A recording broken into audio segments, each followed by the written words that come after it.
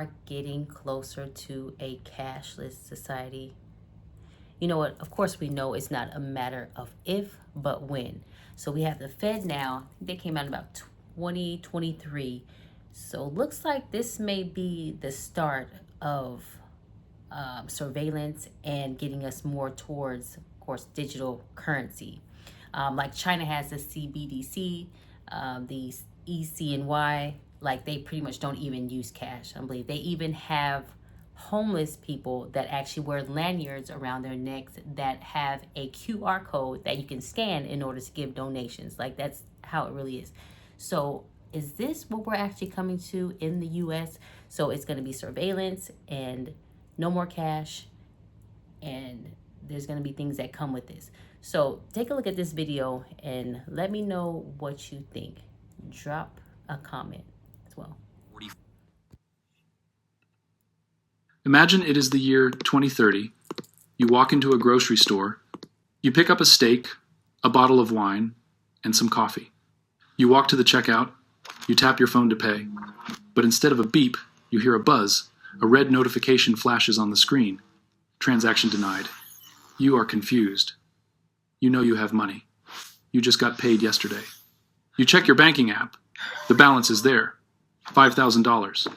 But there is a small alert icon next to the balance. You tap it. A message expands. Carbon allowance exceeded for the month of September. Meat products restricted. You feel a cold knot in your stomach. You put the steak back. You try to buy just the coffee. This time, it works. But then, you notice something else. Your savings account balance is lower than it was last week. You haven't spent anything from it. You check the transaction history. There is a recurring charge labeled negative interest rate adjustment. Because the economy is slow, the Federal Reserve has decided that saving money is bad for the recovery. They want you to spend, so they are taxing your savings at 1% per month. If you do absolutely nothing, AI might take your job. This class... Your money is rotting. It has an expiration date. If you do not spend it, it vanishes. You realize with a terrifying clarity that the money in your account is no longer yours. It is a voucher system. It is a system of permission. You are allowed to spend it, but only on the things they want, when they want, and where they want. This is not a scene from a dystopian sci-fi movie. This is the programmable reality of a central bank digital currency, or CBDC, and the infrastructure to build this reality is being laid right now. It is called FedNow. Most people think we are just upgrading the banking system to make it faster. They think this is about convenience. But convenience is the bait. The hook is control. We are witnessing the end of money as we know it. We are moving from an era of bearer assets where you hold the value to an era of ledger entries where you hold a permission slip. Today, on Finance Prism, we are going to expose the mechanics of the digital dollar. We are going to explain the critical difference between FedNow and a CBDC. We will decode the concept of programmable money and show you how it fundamentally changes the nature of human freedom.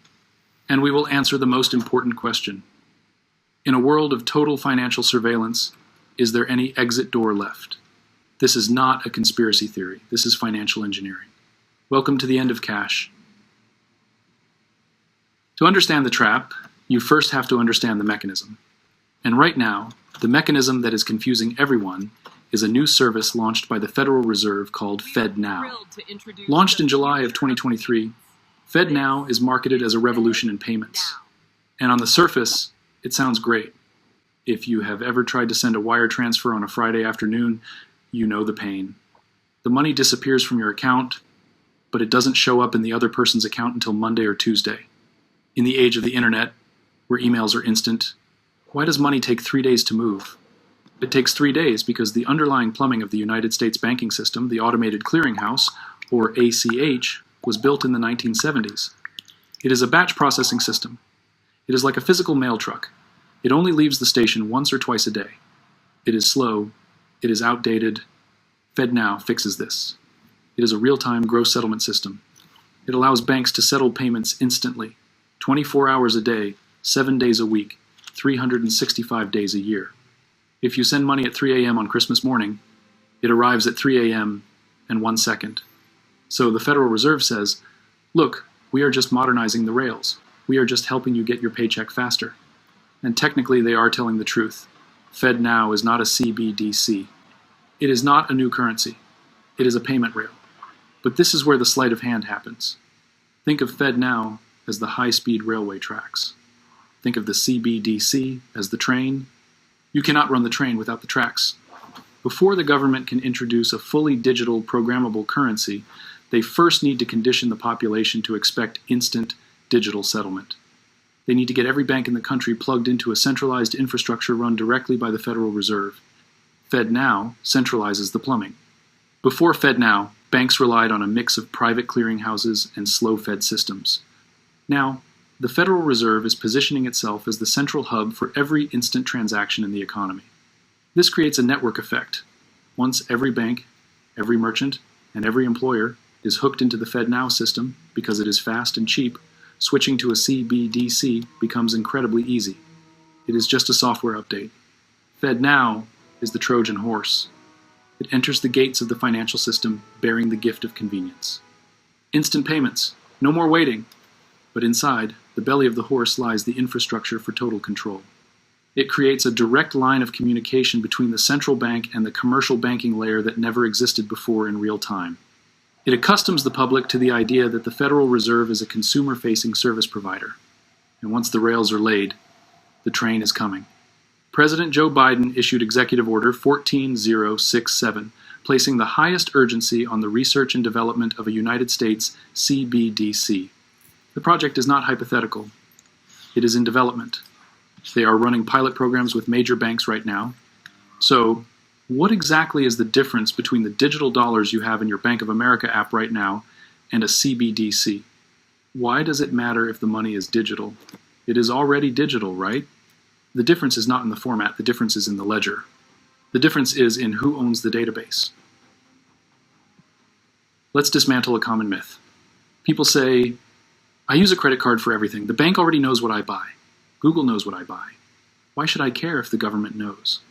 This is a dangerous false equivalency. Right now, we have a two-tier banking system. When you deposit money at Wells Fargo or Chase, that is a liability of the commercial bank. The database that records your transactions belongs to a private company. Yes, the government can see that data, but they need a warrant. They need a subpoena. There is legal friction. There is a wall, however thin, between the state and your wallet.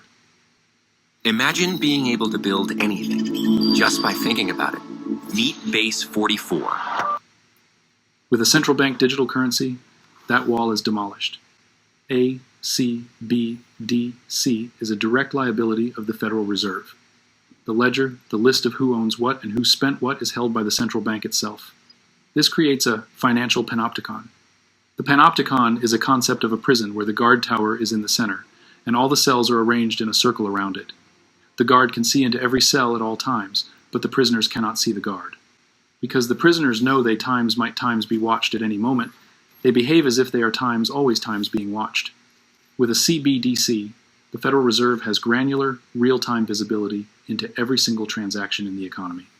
They will know that you bought a bottle of tequila at 4 p.m. on a Tuesday. They will know you donated $50 to a controversial political candidate. They will know you bought ammunition. They will know you bought a book about civil disobedience. Currently, cash provides a buffer. Cash is anonymous. Cash is peer-to-peer. When you hand someone a $20 bill, there is no intermediary. There is no server recording the exchange. It is a private interaction between two free citizens. Cash allows for privacy. It allows for dignity. But a CBDC removes the option of privacy. Even if they claim it will be anonymous for small transactions, the code can be changed overnight. Augustine Carstens, the general manager of the Bank for International Settlements, the central bank of central banks, said the quiet part out loud in a video that has now gone viral.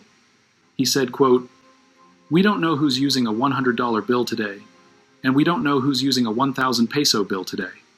The key difference with the CBDC is the central bank will have absolute control on the rules and regulations that will determine the use of that expression of central bank liability, and we will have the technology to enforce that."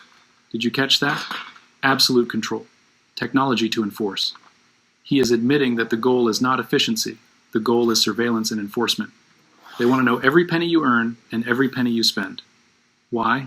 Because information is power. If they know your spending habits, They can build a profile on you. They can calculate your carbon footprint. They can assess your political alignment. And once they have that data, they can move to the next phase. The phase where they don't just watch what you do with your money, but they tell you what you can do with it. This is the scariest chapter.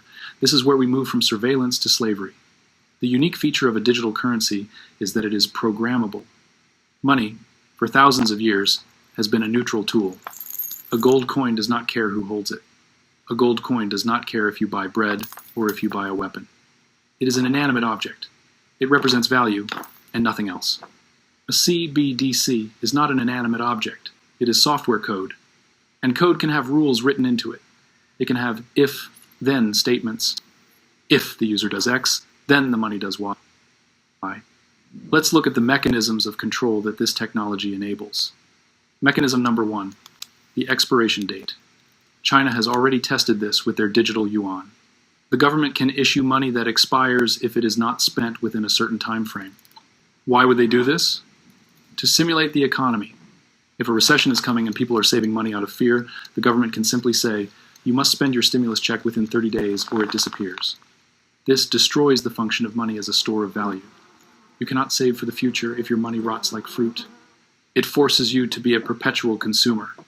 Mechanism number 2, negative interest rates. For years, economists have complained about the zero lower bound. They can lower interest rates to zero, but they struggle to go lower because people will just take their cash out of the bank and put it under the mattress. You cannot charge negative interest on physical cash. But if physical cash is banned, and you are forced to use a digital dollar, the Fed can simply press a button and apply a negative 2% rate to your savings account. They can confiscate your wealth automatically to force you to spend. You have no escape valve. Mechanism number 3, gated spending. This is where it gets dystopian. The money can be programmed to work only for certain goods or services. Imagine a world where your carbon footprint is tracked. The government decides you have used too much gasoline this month.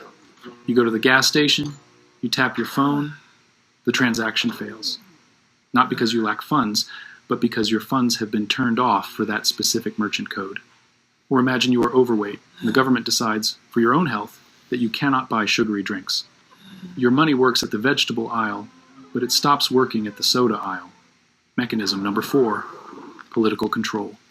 We saw a preview of this in Canada during the trucker protests. The government invoked emergency powers and froze the bank accounts of protesters without a court order. They cut them off from the financial system. With a CBDC, this becomes instant and algorithmic. This is the ultimate lever of power. It turns money from a tool of freedom into a tool of compliance. It creates a system where you are allowed to exist only as long as you obey. And if you think this sounds like paranoia, look at the country that is already doing it. If you want to see the future of the US financial system, look east. China is years ahead in the development of its CBDC, the eCNY, or digital yuan. They have integrated it into their apps like WeChat and Alipay. Millions of citizens are using it, and it is being integrated with their social credit system. In China, if your social credit score drops because you jaywalked, or played too many video games, or criticized the government online, you face real-world consequences. You are banned from buying plane tickets. You are banned from buying high-speed train tickets. Your internet speed is throttled. Your access to loans is restricted. The CBDC is the final piece of this puzzle. It closes the loop. It gives the state granular control over the economic behavior of every citizen. They frame it as building trust and enhancing stability. But it is a digital prison. Western central bankers look at China not with horror, but with envy. They see the efficiency. They see the power. Neil Kashkari, the president of the Federal Reserve Bank of Minneapolis, famously said, "I can see why China would do it. If they want to monitor every one of your transactions, you can do that with a CBDC. You can't do that with Venmo. If you want to impose negative interest rates, you can do that with a CBDC. You can't do that with Venmo." He admits the capability. He questions times the US would do it, playing the skeptic. But the Federal Reserve is proceeding with the technology anyway. Project Hamilton, a collaboration between the Boston Fed and MIT, has already built the codebase for a high-speed digital dollar. They have proven the technology works. The gun is built. It is sitting on the table. The only question is when they will pick it up. The blueprint is clear. First, introduce the rails, FedNow. Second, introduce the digital wallet for convenience, or stimulus distribution. Third, phase out physical cash. Fourth, introduce programmability during a crisis. We need to fight inflation, so we are capping how much meat you can buy.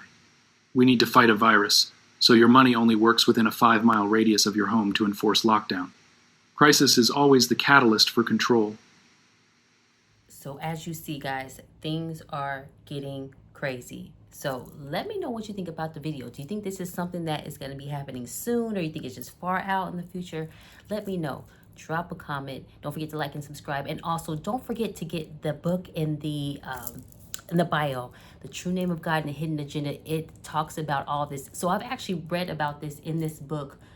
Let's see, it was actually last year. So I don't know if this video has any ties to that information, but it's very similar. So check out that book. It talks all about digital currency and just where we're headed. So True Name of God and the Hidden Agenda, check the link in the bio, or check it out on Amazon, Barnes and Nobles. It's pretty much everywhere. And there's an audiobook as well. So even a sample where you can listen to that. So let me know what you think, and I'll see you on the next video.